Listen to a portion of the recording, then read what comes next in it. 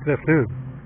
Today I'm doing a video review on a dual channel dash cam that I picked up on Amazon. I've always wanted one of these and I've been looking at them for a while, and this one popped up. Price was right, dual channel, really had a lot of interesting features. So I thought I'd give it a try. And it came in yesterday and I thought I'd install it today. Now it comes with a booklet that takes you through the whole installation process step by step from start to finish. And it's printed in a very clear and concise manner. Once you get the installation done, it tells you how to do all the settings in the camera. This can do it all. You can set your resolution to 1080, 720, 480, or even less. So that'll make more use of the card if you wanted that.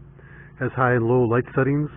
Has a G-shock sensor, so if your car hits something significantly, which it does have 3 settings for impact, then it'll lock into that loop and prevent it from being overwritten until you manually override it. It also has like a motion detector. If someone approaches your car and it's set in that mode, it'll take a picture of them. It can take still photos as well. And so it's a very capable operating system. Now when I installed it, everything's in the box that you need. And so there are 2 mounts. There's a window suction mount, and there's also a hard surface mount with a sticky back. I decided to go with the window mount, and instead of mounting it here where most people would mount it, as you can see I have some things that would interfere with the vision, so I moved it over the corner.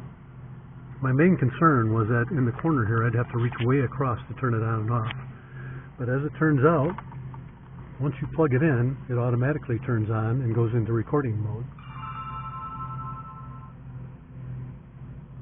And as you can see, hopefully, the resolution is very good. The main part of the display is the front camera, and then there's a little inset on the side. That's your rear camera. And so you can see what's going on both ahead of your car and behind your car. Now everything that you need, like I said, is in the box, including this handy little tool. Just a little plastic rod with a curved end on it. But what it does is it helps pick up those wires in your headliner and along your weather stripping all the way back to your back camera. Very handy tool. It also comes with different things like little clips if you have to cross a hard surface where you can't conceal the cable.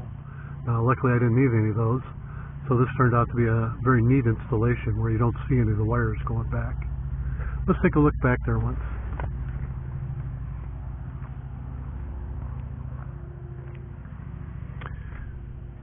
Now, I was maybe concerned about the amount of cabling because this is a large car. This is a Chevy Traverse, and as it ended up, I had way more cable than what I needed to get back here, so I just tucked it into a side panel down here.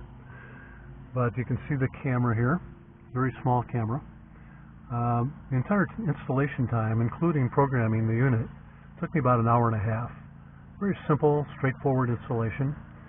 And anybody with a minimum of tools, the only tool I used that was not in the box was a Phillips screwdriver to attach this bracket to this camera.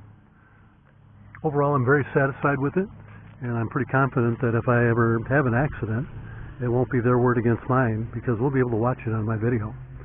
So if you've been considering one of these, it even includes the micro SD card, a 32 gig by the way, so there's nothing extra that you need to buy. You can't go wrong on this deal, so if you're interested in one, I highly recommend this. Thank you, and have a great day.